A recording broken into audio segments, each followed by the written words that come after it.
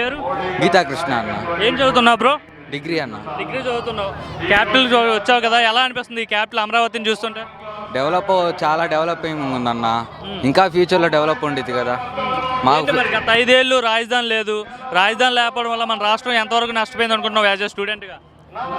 Student అంటే 3 రాజధానీలు అన్నాడు. 3 రాజధానీలు ఏదో కన్ఫామ్ కూడా లేదు మనకి. మళ్ళీ స్టీల్ ప్లాంట్ విశాఖపట్నం, దాని గురించి లేదు. ఐటీసీ కంపెనీలు తెస్తా అన్నారు. అల్లుంచులు పేస్ట్ కంపెనీలు అవన్నీ తీసుకొచ్చారు. ఒక్కటి జాబులు వచ్చే ఉపయోగం లేదు. గత ప్రభుత్వంలో జగన్మోహన్ రెడ్డి ఏం చేయలేదా? ఏమున్నాయి అన్న జాబ్స్? చాలా అద్భుతంగా చేశాను, 150,000 పైన ఉద్యోగాలు ఇచ్చా అని చెప్తున్నాడు ఆయన. అల్లంచులు పేస్ట్ కంపెనీలో పనిచేసేయా. ఒక చదువుకున్నోడికి కావాల్సింది ఏంటి? Software jobs.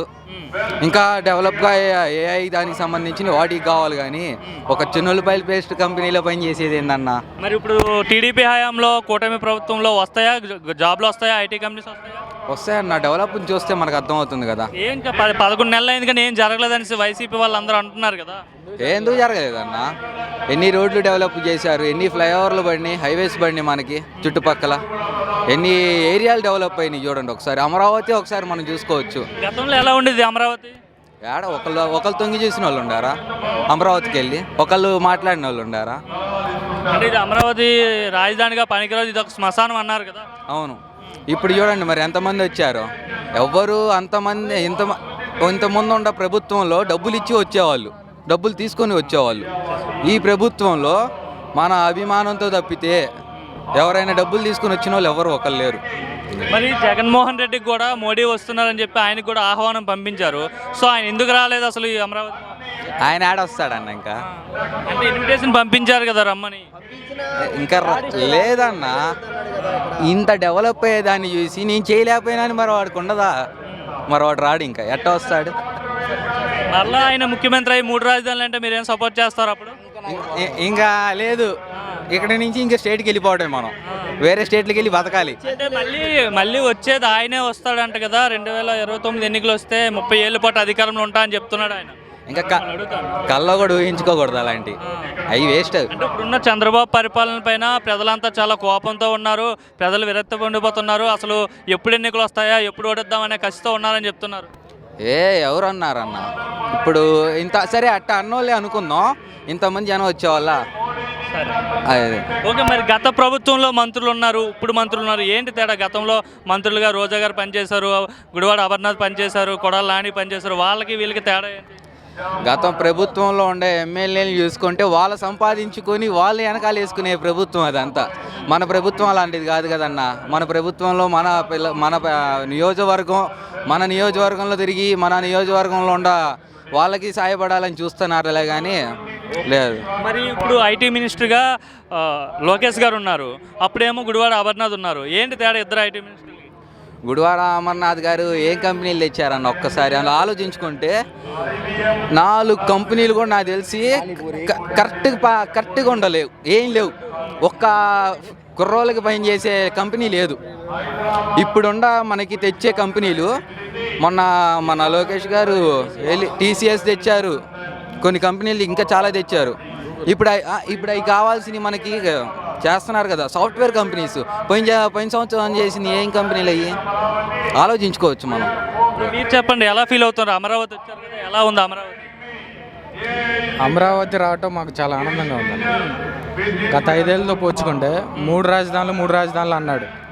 3 రాజధానులు కూడా అనౌన్స్ చేయని పరిస్థితి. యాజ్ ఎ స్టూడెంట్గా మేము హైదరాబాద్ వెళ్ళి జేస్పైడర్ అనే ఇన్స్టిట్యూట్లో జాయిన్ అయ్యి చదువుకుంటుంటే మీది ఏ స్టేటు, మీ రాజధాని ఏది అంటే చెప్పుకోలేని పరిస్థితి మాది గత 5 ఏళ్ళలో. ఎలక్షన్ తర్వాత మా రాజధాని అమరావతి అని గ్రేట్గా ఫీల్ అయ్యి చెప్పుకునే ఛాన్స్ వచ్చింది మాకు. అంటే గతంలో చాలా ట్రోల్ చేసేవాళ్ళ, మన పక్క రాష్ట్రాలు వెళ్తే మీకు రాజధాని లేదా ఇట్లా అనేవాళ్ళ? చాలామంది చాలా సార్లు అనేవాళ్ళు అన్న, మీరు రాజధాని 3 రాజధానులు అంటగా. మనసులో ఏ విధంగా బాధపడేవారు? ఫీల్ యాజ్ ఎ స్టూడెంట్గా మా రాజధాని మాకు ఉండి సపోర్ట్ చేసుకుని చెప్పుకోలేని పరిస్థితి. నా రాజధాని నేను చెప్పుకోలేనంటే ఒక స్టేట్ ఇది పీపుల్గా మీ ఎంత బాధ ఫీల్ అవ్వాల్సిన పరిస్థితి అన్నది. సో ఇప్పుడు అది మనసులో మాకు కూడా ఏదో ఒక రోజు రాజధాని వస్తుంది, పూర్తయితే మీ రాజధాని కన్నా మాది ఇంకా బాగా డెవలప్ అవుతుందని మనసులో అనుకునే వాళ్ళ ఆర్గ్యూ చేసేవాళ్ళం. 2024 తర్వాత మా రాజధాని అమరావతి అవుతుంది, అది నారా చంద్రబాబు నాయుడు గారి ఆధ్వర్యంలో నాయకత్వంలో అవుతుంది అని చెప్పి మేము ఆర్గ్యూ చేసేవాళ్ళం. అది ఇప్పుడు నేను ప్రూవ్ చేసుకున్నాం ఎలక్షన్ ద్వారా. మరి లోకేష్ గారు ఐటీ మినిస్టర్గా అండ్ ఎడ్యుకేషన్ మినిస్టర్గా ఉన్నారు కదా, ఆయన వర్కింగ్ ఎలా ఉందా? ఈ 11 నెలల్లో ఆయన మార్క్ ఏమైనా కనిపిస్తుందా ఆంధ్రాలో? కంపల్సరీ. ఈ సంవత్సరం చూసుకుంటే రీసెంట్గా టీసీఎస్ ఒక కంపెనీ తెచ్చారు. తర్వాత కొన్ని నెలల తర్వాత గూగుల్ అనే వస్తుందని చెప్పి అనౌన్స్ చేశారు సార్. ఆఫీస్ పెడుతున్నారంట. చిన్నగా టెక్ పార్క్ ఒకటి రెడీ చేస్తున్నారు. ఇంకా కంపెనీలు చాలా వస్తున్నాయి ఫ్యూచర్లో. స్టూడెంట్కి అయితే బ్రహ్మాండంగా ఉంటుందని చెప్పి ఫీల్ అవుతున్నాను. మరి డిప్యూటీ సీఎంగా పవన్ కళ్యాణ్ ఉన్నారు కదా, ఆయన వర్కింగ్ స్టైల్ ఎలా ఉంది? బాగున్నాయి. ఏదైనా ముగ్గురు కలిసి చేస్తున్నారు, చాలా బాగుంది. అన్ని విధాలా డెవలప్ అవుతుందని ఆశిస్తున్నాను. మరి ఈ కార్యక్రమానికి జగన్మోహన్ రెడ్డికి కూడా ఆహ్వానం పంపించారు కదా, సో ఆయన ఎందుకు రాలేదనుకుంటున్నారు మీరు? ఒకటి 3 రాజధానులు అని చెప్పి ఒకే పదంగా గంటాపదంగా స్క్రిప్ట్ ఒకటి రెడీ చేసుకొని మంత్రులతో పాటు ఆయన ఇది బహిరంగంగా అనౌన్స్ చేసినప్పుడు ఇంత వ్యతిరేకత కదన్న. ఇప్పుడు వస్తే ఎట్లా మొహం చెల్లుతుంది? అంటే నార్మల్గా చెప్పండి, గతంలో ఉన్న మంత్రులకి ఇప్పుడున్న మంత్రులకి ఏంటి తేడా? గతంలో అభివృద్ధి తెలియదు, నోటి ఎట్లా పడితే అట్లా మాట్లాడటం తెలుసు. ఇప్పుడు అభివృద్ధి అంటే ఏందో చూపిస్తున్నారు మంత్రులు. ఎట్లా సోషల్ మీడియా ఎట్లా యూజ్ చేసుకోవాలి, ఎట్లా డెవలప్ చేసుకోవాలి, ఏ మూల నుంచి ఎట్లా చేసుకోవాలి, ఆర్థిక వనరులు యూజ్ చేసుకొని డెవలప్ ఎట్లా చేయాలి అన్ని విధాలుగా ఆలోచిస్తూ చేస్తున్నారు. అంటే గతంలో మంత్రులు ఏ విధంగా మాట్లాడేవాళ్ళు వైసీపీ హయాంలో? మీరు చూస్తున్నారు కనుక గత 5 ఏళ్ళుగా వల్గర్గా ఒక మినిస్టర్ ఏమో ఐటీ మినిస్టర్ ఉండి కోడిగుడ్డు కంపెనీలు తేవాలా, -32 డిగ్రీస్లో వెళ్ళి ఆడ వణుకుతూ ఉండాలా అని చెప్పి అన్న మాటలు ఉన్నాయి. ఒక ఐటీ మినిస్టర్ అయ్యి ఉండి, ఒక రెవెన్యూ మినిస్టర్ అయ్యి ఉండి రోజా గారు అట్లా అనాల్సిన మాటలు అన్నాయి. సో దీనికి చాలా. అన్న మీ పేరన్నా?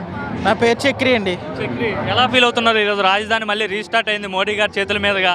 ఆంధ్రాకి కూడా ఇప్పుడు ఏకైక రాజధాని అమరావతిగా మరి అవుతుంది కదా, ఏమనిపిస్తుంది అసలు? హ్యాపీగా ఫీల్ అవుతున్నాం. మళ్ళీ కొత్త రాజధాని వస్తుంది. మాకు కూడా మా ఫారెస్ట్ డిపార్ట్మెంట్కి కూడా ఒక ఆఫీస్ అంటూ లేదు. అక్కడి నుంచి వచ్చాక మేము యాక్చువల్గా ఉమ్మడి ఆంధ్రప్రదేశ్లో వర్క్ చేసాం, హైదరాబాద్లో. తర్వాత వచ్చాక మేము ఒక మా డిపార్ట్మెంట్ ఒక రెంట్కి తీసుకుని దాంట్లో రన్ చేస్తుంది. ఇక్కడ మా డిపార్ట్మెంట్కి కూడా ఒక బిల్డింగ్ కడుతున్నారు, మా ఎంప్లాయీస్ అంతా ఇక్కడికి రావచ్చు అని హ్యాపీగా. లాస్ట్ గత 5 ఏళ్ళు మనకి రాజధాని లేకపోవడం వల్ల అసలు ఏ విధంగా లాస్ అయ్యాం, ఏ విధంగా ఇబ్బందులు పడ్డాం, ఏం చెప్తారు? ఇబ్బంది అంటే ఉందండి, చాలా ఇబ్బంది. ఎందుకంటే వన్స్ మనం వచ్చేసాక మనకంటే ఒక రాజధాని ఉండాలి, మనకంటే ఒక ప్లేస్ ఉండాలి. మన రాష్ట్రం మనకి సపరేట్ అయిపోయాక మనకు కావాల్సిన సదుపాయాలన్నీ మనకి ఎగ్జాక్ట్గా ఉండాలి. అలాంటివన్నీ లేకుండా మనం చాలా ఇబ్బంది పడ్డాం. మోడీ గారు వచ్చారు కదా, ఏం చెప్తారు మోడీ గారి కోసం? చాలా నిధులు ఇస్తున్నారు. ఈరోజు 49,000 కోట్లకు సంబంధించి అభివృద్ధి కార్యక్రమాలకి పనులు స్టార్ట్ అవుతున్నాయి.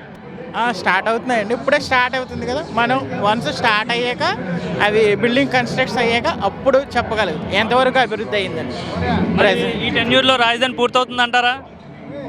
హాఫ్ పార్ట్ అవ్వచ్చు అని నేను అనుకుంటున్నాను. అంటే గతంలో చాలా మంది ట్రోల్ చేసేవారు కదండి, ఆంధ్రాకి రాజధాని లేదు, మీకు రాజధాని లేదని మనం బయటకి అక్కడికి వెళ్ళా సరే ట్రోల్ చేసేవాళ్ళు. సో అలాంటి వాళ్ళ కోసం ఏం చెప్తారు? అలా ఏం లేదు, రాజధాని ఉంది, మనకు కూడా ఆర్థికంగా బలమైన రాష్ట్రం, అలాంటి ప్రాబ్లం ఏమీ లేదు. మనం బిల్డప్ చేసుకోవాలంటే చేసుకోవచ్చు. కొన్ని కారణాల వల్ల ఆగిపోయింది.